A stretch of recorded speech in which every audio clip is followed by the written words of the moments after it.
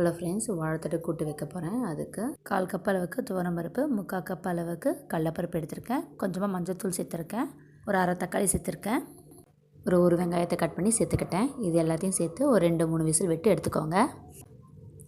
ஒரு 2 விசில் விட்டு எடுத்துருக்கேன். இப்போ வாழைத்தண்டை கட் பண்ணி வச்சுருக்கேன். ஈவனாக சின்னதாக ஒரே மாதிரி கட் பண்ணி வச்சுருக்கேன். ஸ்டீமிங்லாம் போன பிறகு பருப்போடு இந்த வாழைத்தண்டை சேர்த்துக்கலாம். இதோட 1/2 ஸ்பூன் அளவுக்கு குழம்பு மிளகாய்த்தூள் சேர்த்துருக்கேன். வாழைத்தண்டு தண்ணி விடும், அதனால் பருப்பு வேக வைக்கும்போது தண்ணி மீடியமாக விட்டுக்கோங்க. ஒரு பெரட்டிட்டு குக்கரை போட்டு மூடி வச்சு ஒரு 3 விசில் விட்டு எடுத்துக்கிட்டேன். குக்கர் விசில் மூடும்போது உப்பு போட தேவையில்லை. வாழைத்தண்டில் ரொம்ப உப்பு ஊறிடும், கடைசியாக போட்டுக்கலாம். ஸ்டீமிங்லாம் போன பிறகு ஒரு கொதிக்கட்டும். அதுக்கப்புறம் தேவையான உப்பு, கடுகு, உளுந்த பருப்பு, காஞ்ச மிளகாய், கருவேப்பிலை, வடகம் போட்டு தாளிச்சிட்டேன். சூப்பராக இருக்கும் வாழைத்தண்டு கூட்டு. பொரியல் கொடுத்தா சாப்பிட மாட்டாங்க, கூட்டாக கொடுத்தனா கண்டிப்பாக சாப்பிடுவாங்க. ட்ரை பண்ணி